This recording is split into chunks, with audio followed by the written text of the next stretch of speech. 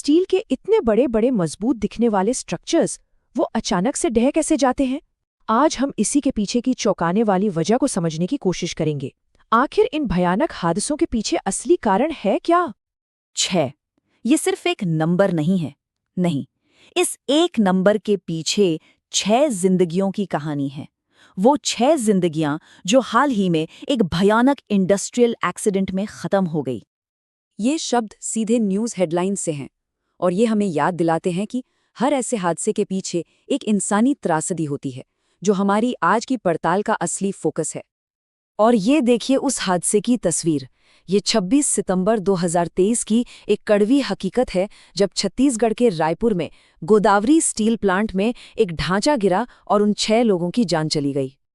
तो चलिए थोड़ा और गहराई से समझते हैं कि आखिर हुआ क्या था। ये हादसा प्लांट के अंदर मेंटेनेंस यानी रखरखाव के काम के दौरान हुआ। तो असल में हुआ क्या? देखिए, मामला मेंटेनेंस से जुड़ा था।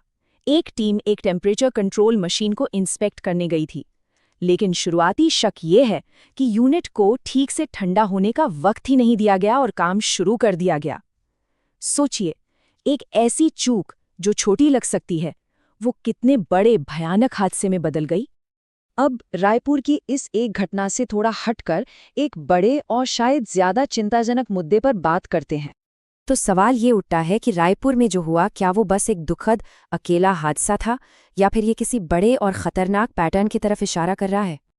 और जवाब है नहीं। 400 से भी ज्यादा केस स्टडीज बताती हैं कि ऐसी घटनाएं असल में एक बड़े डॉक्यूमेंटेड पैटर्न का हिस्सा है। और यहीं पर असली वजह सामने आती है।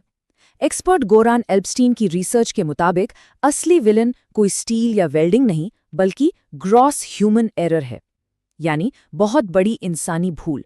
इसका सीधा सा मतलब यह है कि प्रॉब्लम मटेरियल में नहीं थी, प्रॉब्लम थी डिजाइन, कंस्ट्रक्शन या फिर मेंटेनेंस के दौरान हुई किसी बड़ी गलती में। तो चलिए अब देखते हैं कि एक ग्रॉस ह्यूमन एरर असल में होता क्या है। कुछ असली हादसों के उदाहरणों से इसे समझते हैं। पहला केस देखिए। ये यकीन करना मुश्किल है कि कैसे कागज पर हुई एक छोटी सी लिखने की गलती एक बड़ी तबाही की वजह बन सकती है। इस मामले में हुआ ये कि एक डिजाइनर ने ड्राइंग बनाते वक्त एक मामूली सी टाइपिंग की गलती कर दी। जहां 12 मिलीमीटर मोटाई लिखनी थी, वहां गलती से 7 मिलीमीटर लिख दिया गया, और नतीजा ये देखिए, पूरा का पूरा ढांचा गिर गया। अब दूसरा मामला देखते हैं। ये उस गलती के बारे में है जो कंस्ट्रक्शन के दौरान साइट पर ही कर दी गई थी।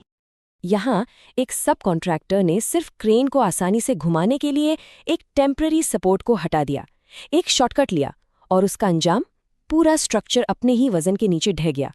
ये एक साफ उदाहरण है कि तय नियमों को नज़रअंदाज करना कितना खतरनाक हो सकता है।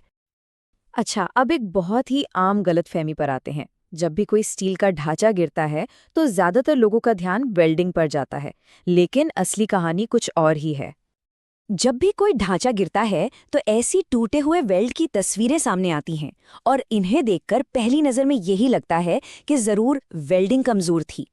लेकिन एक ज़रूरी सवाल ये है, क्या ये टूटा हुआ वेल्ड हादसे की वजह है या सिर्फ उसका नतीजा? और इसका जवाब हैरान करने वाला है। वो टूटे हुए वेल्ड जो है ना, वो असल में बीमारी नहीं, बीमारी के लक्षण हैं। असली वजह है स्ट्रक्चरल इंस्टेबिलिटी, यानी ढांचे का अस्थिर होना। जब किसी स्ट्रक्चर पर ऐसा जोर पड़ता है जिसे झेलने के लिए उसे बनाया ही नहीं गया, तो वो अस्थिर हो जाता है, और फिर उसी का नतीजा होता है टूटे हुए वेल्ड्स। तो अब सवाल ये है कि इन गलतियों से, इन हादसों से हम क्या सीख सकते हैं ताकि भविष्य में ऐसा न हो। तो इन त्रासदियों को रोकने के लिए क्या किया जा सकता है? एक्सपर्ट्स कुछ ठोस कदम सुझाते हैं, जैसे भारत में स्टील इंडस्ट्री के लिए एक नेशनल सेफ्टी डायरेक्टरेट बनाया जाए। इंस्पेक्टर्स को सिर्फ वेल्डिंग चेक करने के लिए नहीं, बल्कि पूरे स्ट्रक्चर की स्टेबिलिटी जांचने के लिए ट्रेन किया जाए, ताकि वो असली समस्या को पकड़ सकें। इसके पीछे गोरान एल्बस्टीन का एक बहुत ज़रूरी सिद्धांत है, जिसे ब्लैक बॉक्स थिंकिंग कहते हैं। ये आइडिया उन्होंने एविएशन इंडस्ट्री से लिया है। इसका मतलब सीधा सा है, हर नाकामी को छिपाने के बजाय उसे सीखने का एक मौका समझो, ताकि वो गलती फिर कभी न दोहराई जाए। तो आखिर में ये एक सवाल सोचने पर मजबूर करता है, जब कोई ढांचा गिरता है तो क्या ये सिर्फ स्टील की नाकामी है या ये उस पूरे सिस्टम की नाकामी है जिसे हमारी सुरक्षा के लिए बनाया गया था।